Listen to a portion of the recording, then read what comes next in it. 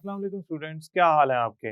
मेरा नाम है अबराज चौहान। आज हम first year chemistry chapter number 9 की एक्सरसाइज का पहला पार्ट पढ़ने जा रहे हैं। Question number 1, 2 and 3। तो चलते हैं हम लेक्चर की तरफ। स्टूडेंट, आज से हम एक्सरसाइज शुरू करने जा रहे हैं और ये एमसीक्यूज इंतहाई इंपॉर्टेंट है, ना सिर्फ बोर्ड के लिहाज से बल्कि ये आपके एंट्री टेस्ट से रिलेटेड भी एमसीक्यूज हैं। इससे मिलते जुलते एमसीक्यूज आते हैं आपके एंट्री टेस्ट में। समहाउ हम शुरू करते हैं अपने लेक्चर से और सबसे पहले एमसीक्यूज को सॉल्व करना शुरू करते हैं।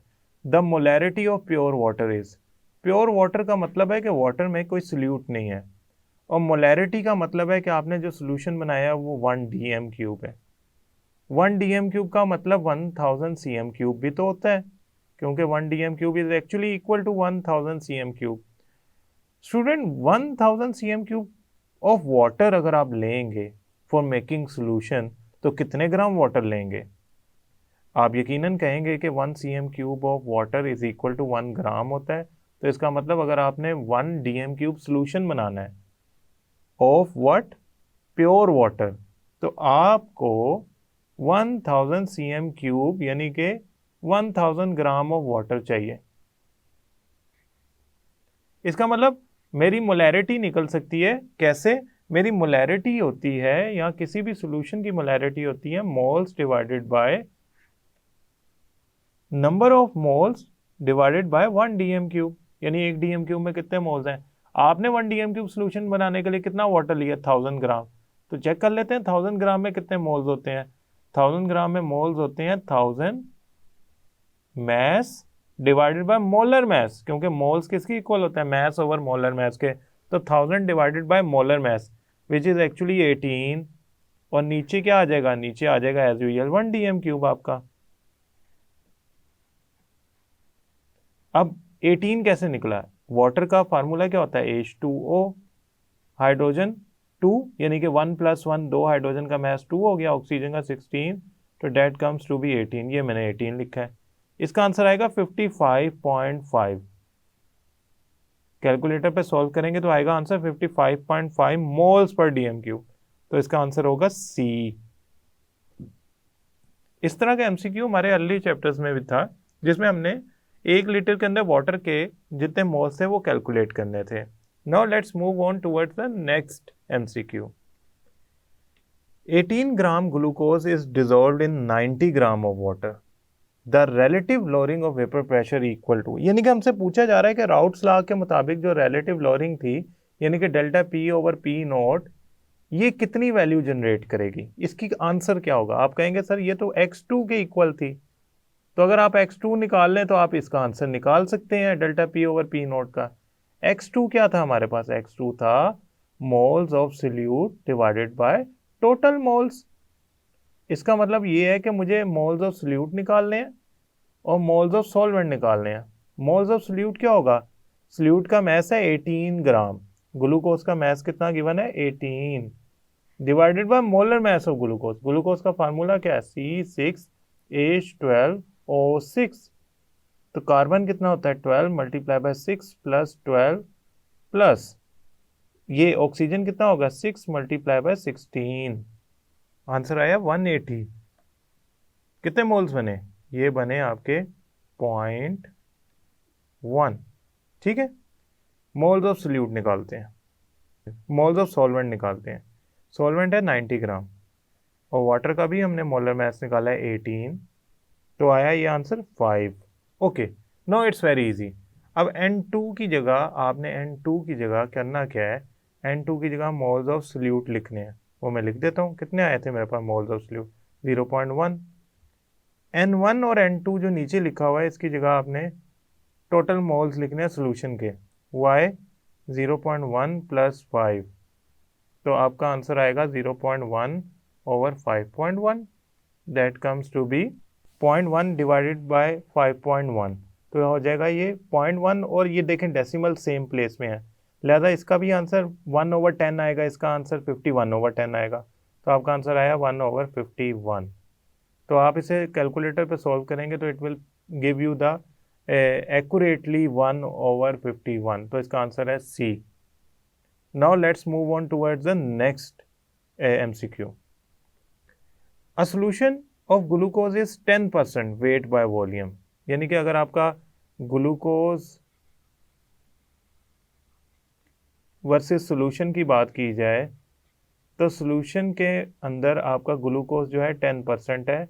अगर ग्लूकोज आपका 10% है ना, तो इसका मतलब है ग्लूकोज का 10 ग्राम डिजोल्व हुए हुए हैं किसके अंदर, 100 cm³ सोल्यूशन के अंदर।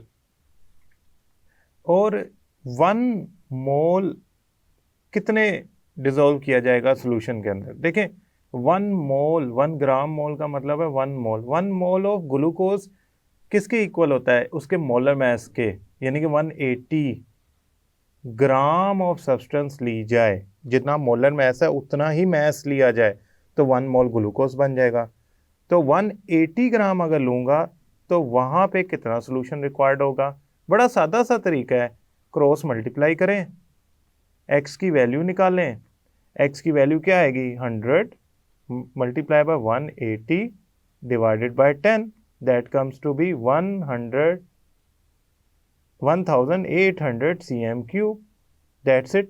अब ये किसके इक्वल है, यहाँ पे ये इक्वल है 1.8 dm³ के, यानी कि आपका जो इधर आंसर है वो dm³ में गिवन है, तो आप cm³ को 1000 से डिवाइड कर दें तो आपका आंसर जो होगा 1.8 dm³ आ जाएगा। Now let's move on towards the fourth MCQ। Aqueous solution of ethanol in water में है वेपर प्रेशर। पहली बात है, एथेनॉल और वाटर का जो मिक्सचर है वो नॉन आइडियल है। और अगर मैं आपको थोड़ा सा रिवाइज करवाऊं कि मैं अगर ग्राफ बनाता हूं कंपोजिशन वर्सेस वेपर प्रेशर का, यहाँ पे मैं ले रहा हूँ कंपोजिशन और यहाँ पे ले रहा हूँ वेपर प्रेशर और यहाँ भी ले रहा हूँ वेपर प्रेशर, तो मेरा वाटर का बॉइलिंग पॉइंट हाई होता है, लिहाजा उसका वेपर प्रेशर लो होगा। मेरा एथेनॉल का बॉइलिंग पॉइंट कम होता है 78.5, लिहाजा उसका वेपर प्रेशर हाई होगा। तो वो जो लाइन बनेगी इनकी वो इंक्रीजिंग ट्रेंड के ऊपर बनेगी। अगर मैं इस ग्राफ को इक्वालिटी में बनाऊं, जो हमारी बुक में यूजुअली बना होता है कि हाई वेपर प्रेशर लिया जाता है on left side, low vapour pressure वाले कंपोनेंट ऑन राइट साइड लिया जाता है, तो कुछ इस तरह का ग्राफ बनता था, अगेन डाउनवर्ड। तो जो हमारा एथेनॉल और वाटर का सोल्यूशन है ना, that is an example of positive deviation. लिहाजा इसका जो सोल्यूशन का वेपर प्रेशर आता था वो ब्लू लाइन पे नहीं आता था, वो उससे ऊपर ऊपर आता था, यानी कि ग्रीन लाइन पे। तो ethanol in water shows the positive deviation. तो जब वो पॉजिटिव डेविएशन शो करेंगे, जो सोल्यूशन का वेपर प्रेशर आएगा ब्लू लाइन की बजाय ग्रीन लाइन के ऊपर आएगा, तो उसका वेपर प्रेशर टोटल सोल्यूशन के वेपर प्रेशर में जो आपका कंपोनेंट्स हैं दोनों उनसे ज़्यादा आएगा, यानी कि आपका एथेनॉल और आपका वाटर के वेपर प्रेशर से ज़्यादा उसके वेपर प्रेशर सोल्यूशन का आएगा। सो मैं यहाँ लिखूँगा more than that of water, C option. उसकी वजह इसकी पॉजिटिव डेविएशन है। An azeotrope mixture of two liquids boil at low temperature than either of them. कब एजियोट्रॉप जो है ना उसका जो कब एजियोट्रॉप मिक्सचर्स जो हैं वो बॉयल करेंगे अपने बॉइलिंग पॉइंट जो दोनों कंपोनेंट का उससे कम पे। और ये एजियोट्रॉप जो मैं बनाने जा रहा हूँ, इनका कंपोजिशन ग्राफ अगर मैं बनाऊँ तो अगेन वो ग्राफ कुछ इस तरह का बनता है। अगर तो इनमें पॉजिटिव डेविएशन हो तो इनका टोटल वेपर प्रेशर ऊपर आता है, नेगेटिव डेविएशन हो तो इनका टोटल वेपर प्रेशर नीचे आता है। इनमें जो एजियोट्रॉप बनते हैं वो सी और ई पॉइंट पे बनते हैं। अब हमारा अगर दो लिक्विड का जो मिक्सचर है वो लो टेम्परेचर पे बॉयल हो रहा है बोथ ऑफ देम के मुकाबले में, तो उसका वेपर प्रेशर डेफिनेटली दोनों से ज़्यादा होगा, तो वो जल्दी बॉयल हो रहा है ना, क्योंकि हमारा boiling point of vapour pressure inversely proportional है। तो अगर सोल्यूशन का वेपर प्रेशर दोनों लिक्विड से ज़्यादा होगा तो वो कम वो बॉइलिंग पॉइंट रखता होगा। तो सी पॉइंट वाला इसका मतलब है हमारा मिक्सचर है, तो सी पॉइंट किस पे आ रहा है, ऊपर वाली डेविएशन पे, पॉजिटिव डेविएशन पे। So it is a positive deviation from routes law. Now student let's move towards the sixth MCQ। In azeotrope mixture 6 करने जा रहे हैं हम। Azeotrope mixture showing positive deviation from Raoult's law, the volume of mixture is definitely more than the total volume of components। ये हमने शुरू में पढ़ा था कि जो पॉजिटिव डेविएशन शो करते हैं ना, जो पॉजिटिव डेविएशन शो करते हैं उनकी दो प्रॉपर्टीज बड़ी सिग्निफिकेंट होती हैं। पहली, the total volume V total is greater than components के वॉल्यूम के, क्योंकि उनमें forces of attraction weak develop होती हैं, उनमें forces of attraction weaker develop होती है, लिहाजा मॉलिक्यूल्स में जो डिस्टेंस होता है वो ज़्यादा होता है। दूसरा, उनमें डेल्टा एच भी पॉजिटिव होता है। तो स्टूडेंट समटाइम ये आ जाता है कि एंडो हीट एब्जॉर्बिंग वाले जो आपके डेविएशन करने वाले सॉल्यूशन होंगे वो पॉजिटिव डेविएशन वाले होंगे। तो आपने याद रखना है पॉजिटिव डेल्टा एच आने का मतलब भी ये है। और इसमें जो सॉल्यूट सॉल्वेंट इंटरेक्शन होती है ना वो थोड़ी वीकर डेवलप होती है, जिससे मॉलिक्यूल में डिस्टेंस ज़्यादा हो जाता है, जिससे वॉल्यूम भी इंक्रीज कर जाता है। So now let's move towards the 7th MCQ. Which of the following solution has the highest boiling point? Now this is something you need to do one by one. देखिए 5.85% solution, 18% solution, 6% solution of urea. देखिए 5.85% solution जो है ना sodium chloride का, 18% solution of glucose का और 6% solution of urea का बता रहा है कि आपके 5.85 ग्राम डिसॉल्व किए गए हैं किसके अंदर, 100 के अंदर। तो 1000 के अंदर कितने डिसॉल्व हुए होंगे, 1000 के अंदर कितने डिसॉल्व हुए होंगे, 58.5, ठीक है, 51 मोल बन गया। इसके कितने डिसॉल्व हुए होंगे, 18/100 है ना, तो इसके कितने डिसॉल्व हुए होंगे, 180। और 6 वाले 6/100 बना ना, सोल्यूशन का मतलब क्या हुआ, 6/100 और इनको मल्टीप्लाई करूंगा 100 से तो परसेंटेज में कन्वर्ट हो जाएगा। तो ये सोल्यूशन अगर 6 gram of urea in 100 gram of solution given है तो 6% यूरिया का सोल्यूशन का ये मतलब है। तो परसेंटेज को मैं अगर कन्वर्ट करूं तो इसका मतलब ये है कि 100 ग्राम में 5.8 है, 100 ग्राम में 18 है, 100 ग्राम में 6 है। ये हमारा मतलब है क्वेश्चन में जो आंसर गिवन है उसमें परसेंटेजेस का। तो 6%, 100 में 6 ग्राम है ना, तो 60 ग्राम होगा 1000 में। ये 60 यूरिया का जो है ना मॉलिक्यूलर मास है, इसका मतलब है इसके 1 मोल है। 180 हमने ग्लूकोज का कैलकुलेट किया हुआ है, ये डेफिनेटली 1 मोल ही बनता है अगेन। 58.5 भी 1 मोल बनता है। अब तीनों के मोल्स तो सेम है, तीनों के मोल्स तो सेम है, लेकिन बॉइलिंग पॉइंट तीनों का सेम नहीं आएगा। वजह क्यों, क्योंकि सोडियम क्लोराइड में नंबर ऑफ पार्टिकल ज्यादा है। कैसे भला, सोडियम के 1 मोल जब वाटर में डिसॉल्व होता है ना तो वो 1 मोल सोडियम और 1 मोल क्लोराइड आयन बनाता है। यानी कि अगर आपका 1 सोडियम क्लोराइड वाटर में डिसॉल्व करोगे तो वो 2 पार्टिकल बनाएगा, एक सोडियम पार्टिकल आयन का, एक क्लोराइड आयन का पार्टिकल। तो इसका मतलब अगर आप 1 मोल डिसॉल्व कर रहे हो तो ये 2 मोल पार्टिकल्स बनाएगा 1000 ग्राम में। तो इसका मतलब ये है कि ये सबसे ज्यादा पार्टिकल बनाएगा। तो इसका मतलब ये भी हो गया कि ये सबसे ज्यादा बॉइलिंग पॉइंट को इंक्रीज करेगा क्योंकि इसके सबसे ज्यादा नंबर ऑफ पार्टिकल्स होंगे। ये थोड़ा सा ट्रिकी था, बट समहाउ मैं आपको इसको सिंपलेस्ट सेंस में समझाने की कोशिश करूं तो मैं कुछ इस तरह लिखना चाहूँगा आपकी आसानी के लिए। देखें 5.85 का मतलब ये है, 5.85% का मतलब ये है कि ये तकरीबन 1 मोल डिसॉल्व किया गया है 1000 ग्राम के अंदर सॉल्यूशन के। 18% का मतलब ये है कि ये भी तकरीबन 1 मोल डिसॉल्व किया गया है 1000 ग्राम के अंदर।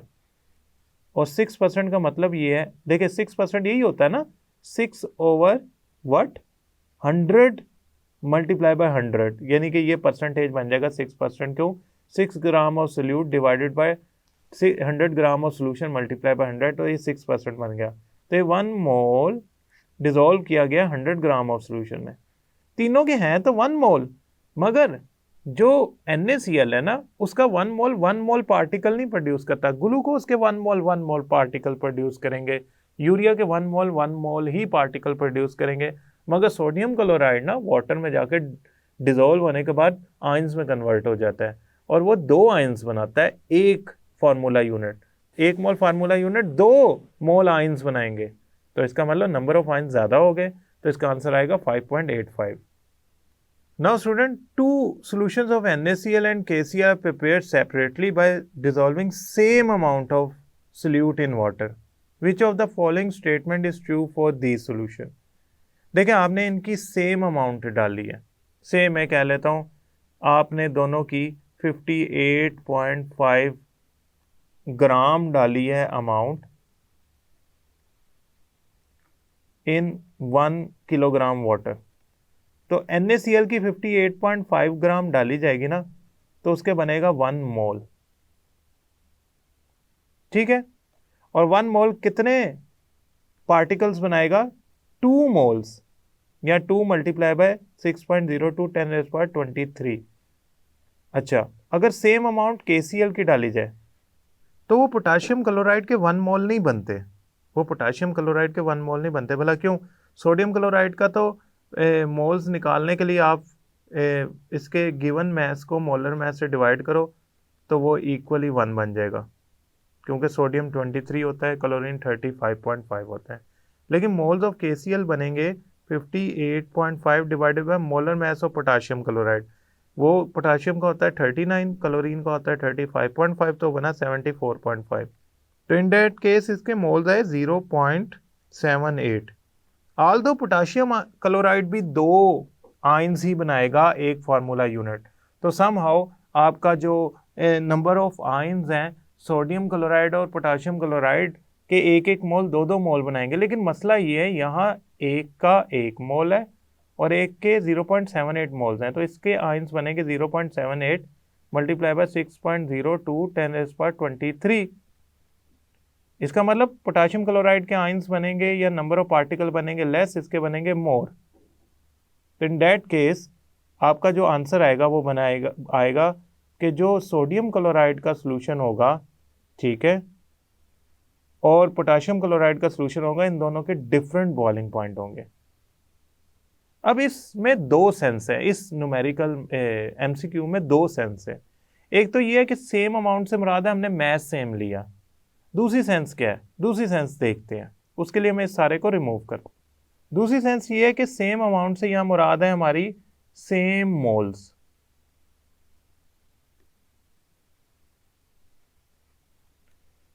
अगर आपसे कोई कहे कि सोडियम क्लोराइड और पोटाशियम क्लोराइड के सेम मोल्स इन 1 kg या सेम अमाउंट ली गई है इन टर्म्स ऑफ मोल, तो 1 मोल का मतलब ये है कि सोडियम क्लोराइड भी 2 मोल्स ऑफ पार्टिकल या 2 × 6.02 10⁻23 प्रोड्यूस करेगा, और ये भी 2 × 6.02 10⁻23 प्रोड्यूस करेगा। अगर इनके मोल सेम है तो नंबर ऑफ पार्टिकल भी सेम है। अगर नंबर ऑफ पार्टिकल और मोल सेम है तो ये दोनों क्या करेंगे? सेम वेपर प्रेशर पोजेस करेंगे। अगर मोल्स वाले को रखा जाए, मोल्स वाली सेम अमाउंट को रखा जाए तो आंसर बनता है C, और अगर मैस वाली अमाउंट को सेम समझा जाए तो सोडियम क्लोराइड ज़्यादा बॉइलिंग पॉइंट को एलिवेट कर देता है, क्योंकि उसके नंबर ऑफ पार्टिकल ज़्यादा बनते थे, तब आंसर बनेगा B। मैं अगर कॉन्सेप्चुअली मोल्स तक ही ये बात रखूं और ना मैं इसको लेके जाऊं टुवर्ड्स द मैस, तो स्टूडेंट हम इस आंसर को B की बजाय C लगाना पसंद करेंगे अगर तो मोल्स एज अ अमाउंट ली जाए। Now let's move on towards the next MCQ। The molar boiling point constant is the ratio of elevation in boiling point to. देखिए मोलर बॉइलिंग पॉइंट कांस्टेंट क्या था? Delta TB is equal to KB multiply by M। तो KB किसके equal आ गया? Delta TB divided by M, यानी कि degree centigrade divided by molality. तो ये it is the ratio of elevation of boiling point divided by molality. 10th, colligative properties are the properties of dilute solution which behave nearly ideal। अच्छा देखिए इधर option है C, both I 1 and 2, इसका मतलब है there is possibility कि second correct हो। तो इस तरह की गलतियां अक्सर बच्चे करते हैं बोर्ड के एग्जाम में, लिहाजा मैंने भी ये गलती करके आपको बताया कि ऐसे नहीं करना, सेकंड ऑप्शन पढ़ते हैं। कंसंट्रेटेड सोल्यूशन, अच्छा कंसंट्रेटेड सोल्यूशन और नॉन आइडियल होंगे तो राउट्स लॉ को फॉलो ही नहीं करेंगे, और कॉलिगेटिव प्रॉपर्टीज़ के लिए वैसे ज़रूरी है कि आइडियल सोल्यूशन हो, तो हमारे लिए डाइल्यूट सोल्यूशन हो, तो लिहाजा ऑप्शन इसमें ए ही सही है जो मैंने पहले लगाई है। Now let's move towards the next question which is actually fill in the blanks. Now student, we have fill in the blanks. The first fill in the blank, number of molecules of sugar in 1 dm cube 1 molar solution of sugar. देखें, अगर आपके पास 1 molar solution है sugar का, तो इसका मतलब है 1 mole of sugar आपने हल किए हुए हैं। यही है ना, 1 मोल ऑफ शुगर आपने डिसॉल्व किया हुआ है। और 1 मोल में कितने नंबर ऑफ पार्टिकल्स होते हैं? एवोगैड्रोस नंबर ऑफ पार्टिकल, और वो कितने होते हैं? 6.02 10⁻23। तो यहाँ पे हमारा आंसर बनेगा 6.02 10⁻23। Now student next, 100 gram of 10% solution of aqueous sodium hydroxide contain 10 gram of sodium hydroxide. देखें 10% का मतलब ये है कि 10 ग्राम ऑफ सोडियम हाइड्रोक्साइड आपका डिसॉल्व हुआ है 100 ग्राम ऑफ सोल्यूशन में। तो 100 ग्राम ऑफ सोल्यूशन का मतलब क्या है? Solute plus solvent. मैं सॉल्वेंट को SOLV लिख लेता हूं। तो सोल्यूट कितना है? 10। सॉल्वेंट कितना होना चाहिए कि 100 आंसर आए? 90। तो यह आंसर आएगा 90 ग्राम।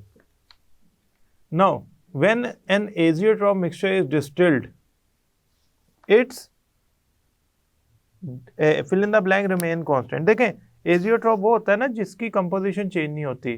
तो इसमें fill in the blanks में हमारे यहाँ जो आंसर आएगा ना वो यही आएगा कि its composition remain constant। मैं इस composition के वर्ड को for your clarity एरो डाल के इसके आगे लिख देता हूँ ताकि आप इसको हरगिज कंफ्यूज ना कर दें किसी और फिल इन द ब्लैंक से। Composition,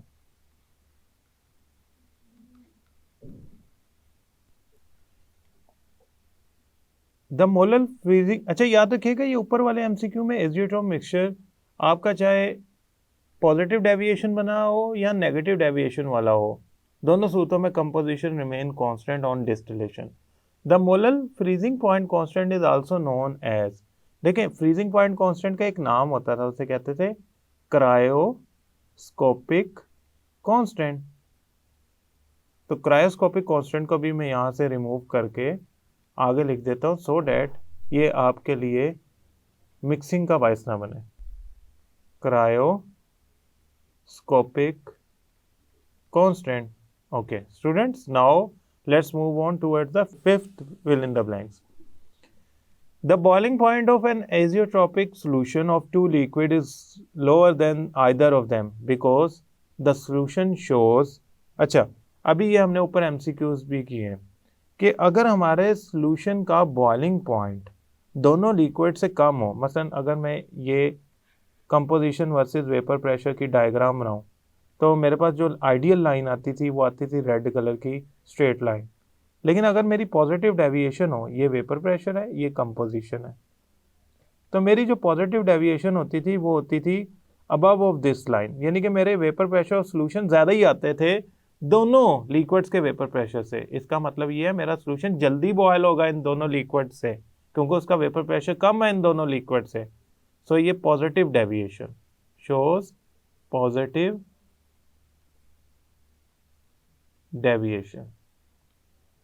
Now student next, among equimolar aqueous solution of sodium chloride, barium chloride and iron chloride, the maximum depression in freezing point is shown। देखें अगर मैं NaCl का 1 मोल ले लूँ, बेरियम क्लोराइड का 1 मोल ले लूँ, आयरन क्लोराइड का 1 मोल ले लूँ, तो सोडियम क्लोराइड प्रोड्यूस करेगा 2 moles of ion, barium chloride produce करेगा 3 मोल्स ऑफ आयन। आप कहेंगे 3 क्यों हो गए? देखें सोडियम क्लोराइड तो एक सोडियम और एक क्लोरीन आयन प्रोड्यूस करता है ना, क्लोराइड आयन। बेरियम क्लोराइड एक बेरियम 2 क्लोराइड आयन प्रोड्यूस करेगा, तो टोटल कितने आयन्स प्रोड्यूस कर रहा है? 3 मोल्स के। 3 मोल्स का मतलब क्या है? 3 मल्टीप्लाई बाय 6.02 10⁻23। आयरन क्लोराइड कितने प्रोड्यूस करेगा? एज वी नो एक आयरन 3 क्लोराइड यानी कि 4 मोल, यानी कि 4 मल्टीप्लाई बाय 6.02।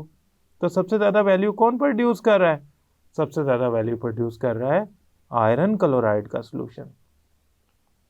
इसे फेरिक क्लोराइड भी कहते हैं क्योंकि इसमें आयरन की वैलेंसी हायर है, 3 है। Now, a solution of ethanol in water shows positive deviation. ये पॉजिटिव डेविएशन शो करता है। अब ये पॉजिटिव डेविएशन शो करता है, ये तो हमें पता है, ये अभी हमने एमसीक्यूज में सॉल्व किया है। And give azeotropic solution with, अच्छा अब जो चीज़ें पॉजिटिव डेविएशन शो करती हैं उनका बॉइलिंग पॉइंट अभी हमने पढ़ा है। इसके अंदर जो चीज़ें positive deviation fifth fill in the blank के अंदर पढ़ा है शो करती है, उनका बॉइलिंग पॉइंट लोअर होता है, कम होता है as compare to any of component. तो fifth fill in the blank से हमने इसको रिलेट किया।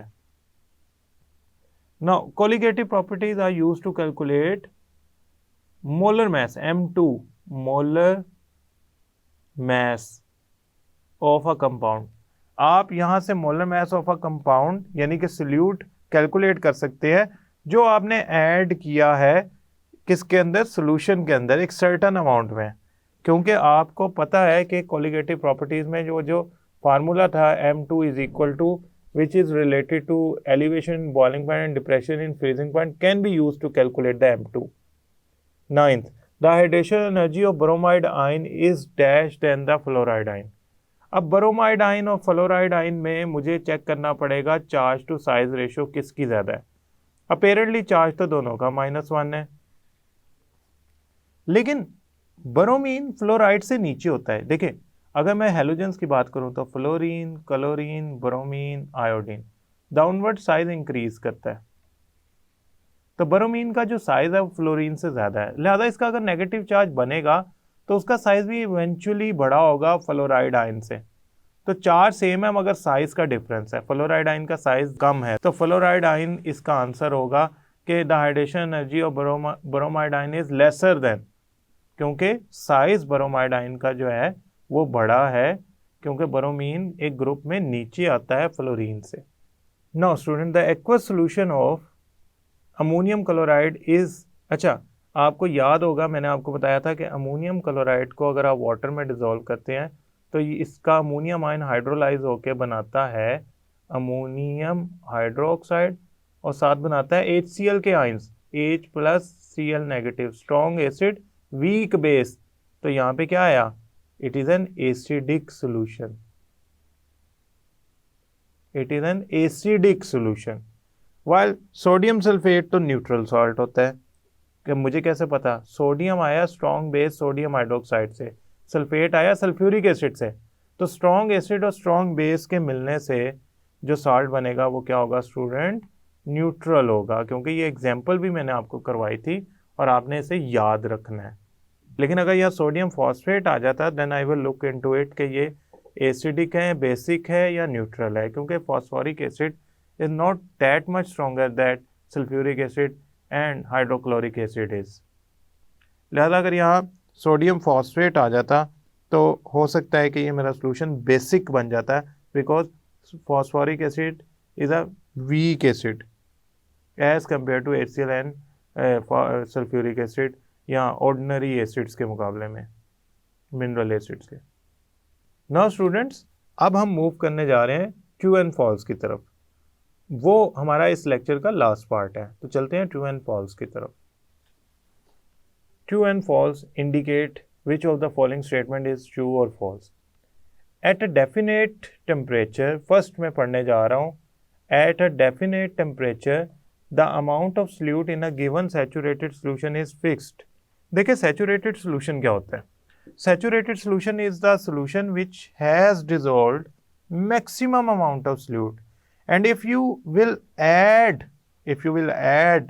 more solute it will not be dissolved, यानी कि वो हल ही नहीं होगा क्योंकि उसने मैक्सिमम अमाउंट ऑफ सोल्यूट, नमक, शुगर, जिसका भी वो सैचुरेटेड सोल्यूशन है वो उसने हल कर लिया है।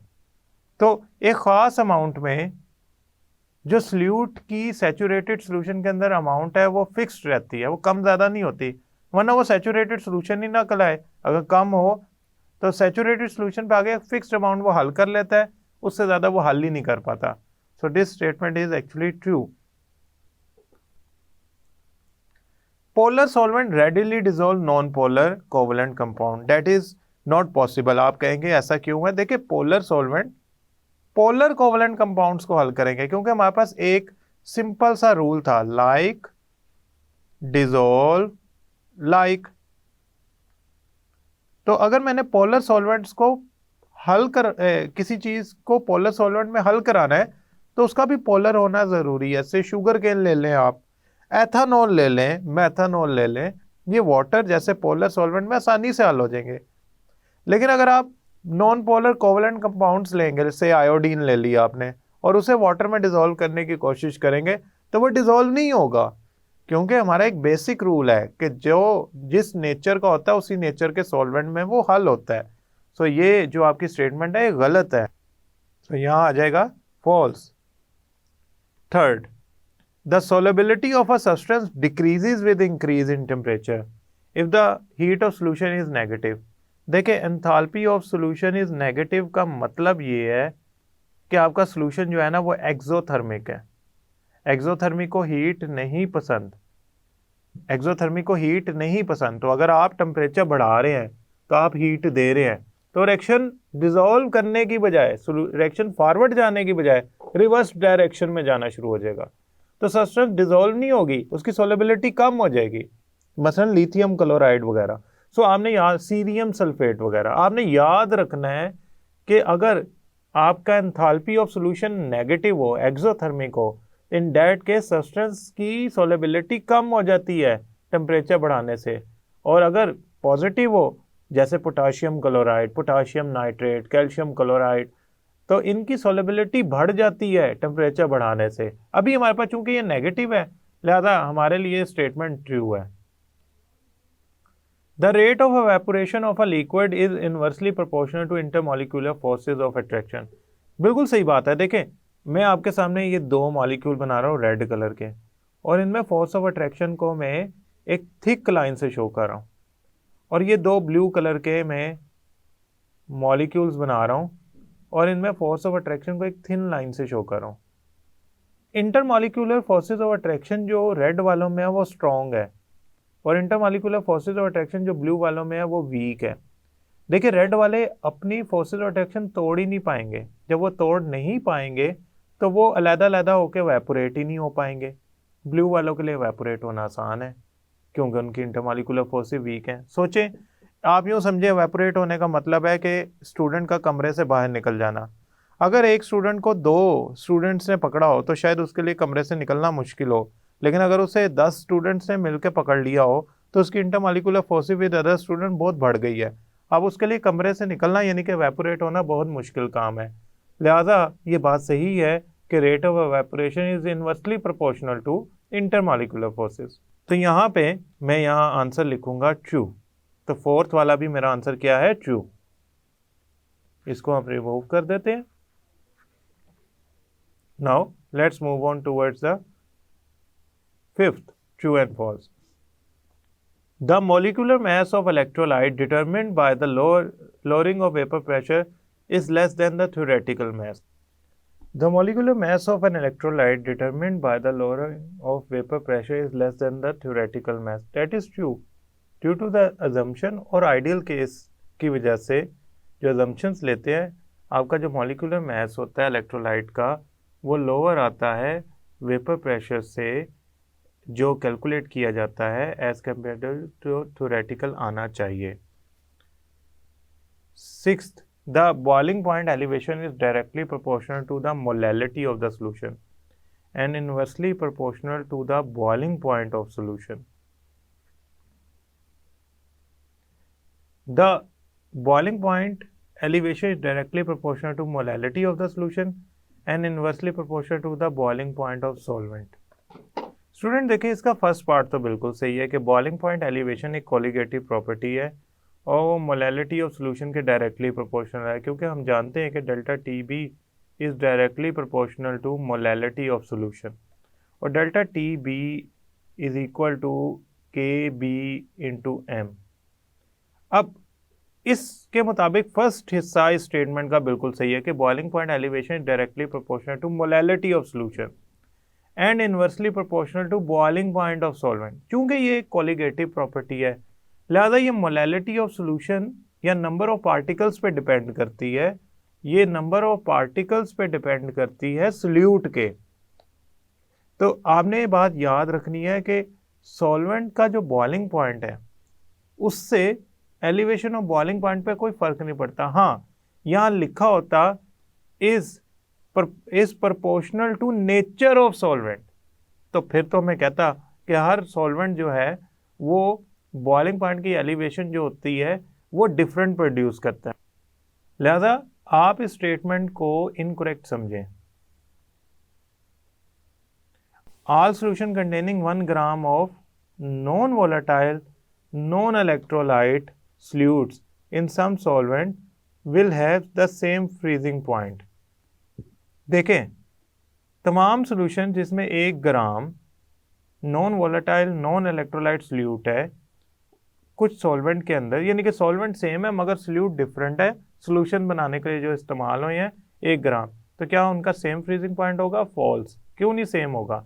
उसकी वजह क्या है? उसकी वजह ये है कि आपका 1 ग्राम शुगर का कुछ और वैल्यू प्रोड्यूस करता है नंबर ऑफ पार्टिकल्स के लिए, और ये कुछ और वैल्यू प्रोड्यूस करेगा यूरिया के लिए, यानी कि यूरिया के नंबर ऑफ पार्टिकल ज़्यादा होते हैं 1 ग्राम में as compare to sugar.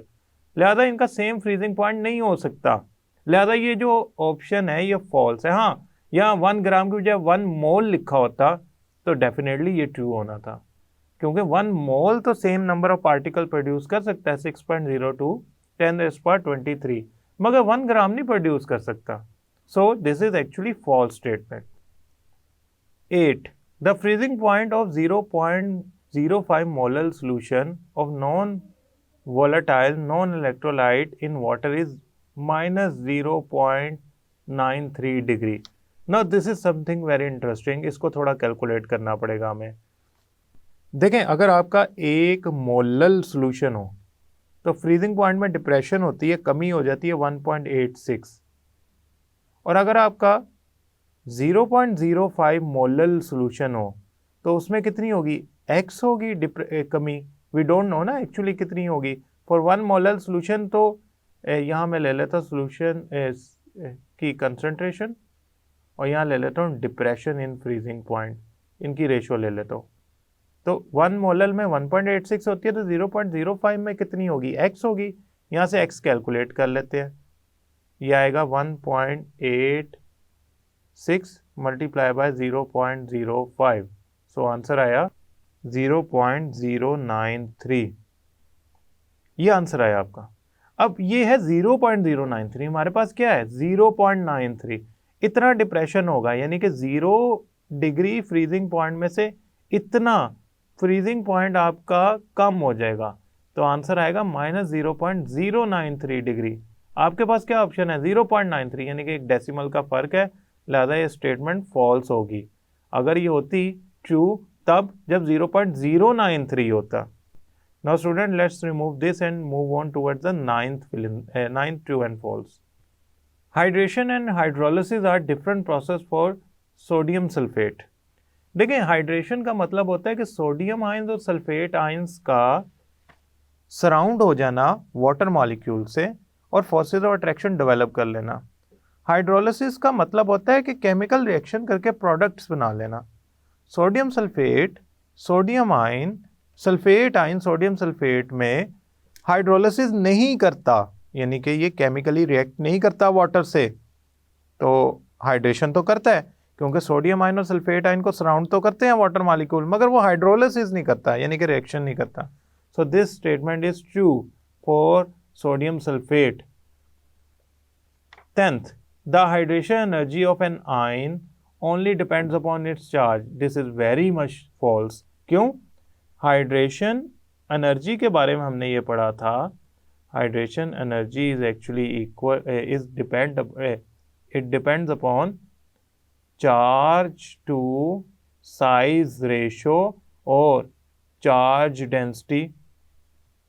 Student, अब हम जानते हैं चार्ज डेंसिटी जो है ना इस पे डिपेंड करती है, खाली चार्ज पे नहीं करती। अगर ऐसा होता तो सोडियम आयन और क्लोराइड आयन दोनों पे 1 चार्ज है, पॉजिटिव 1 और नेगेटिव 1, तो दोनों की हाइड्रेशन एनर्जी बराबर होनी चाहिए, लेकिन ये बराबर नहीं होती।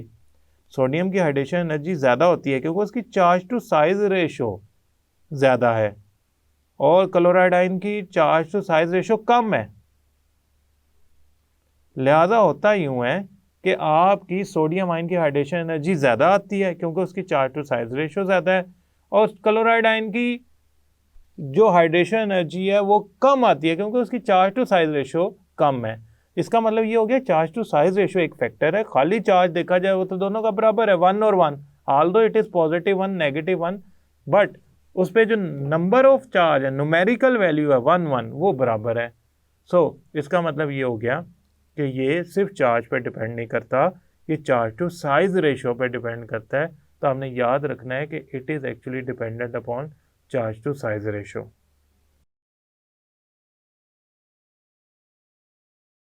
आई होप स्टूडेंट ये लेक्चर आपको समझ आया होगा। नेक्स्ट लेक्चर तक के लिए अल्लाह हाफिज।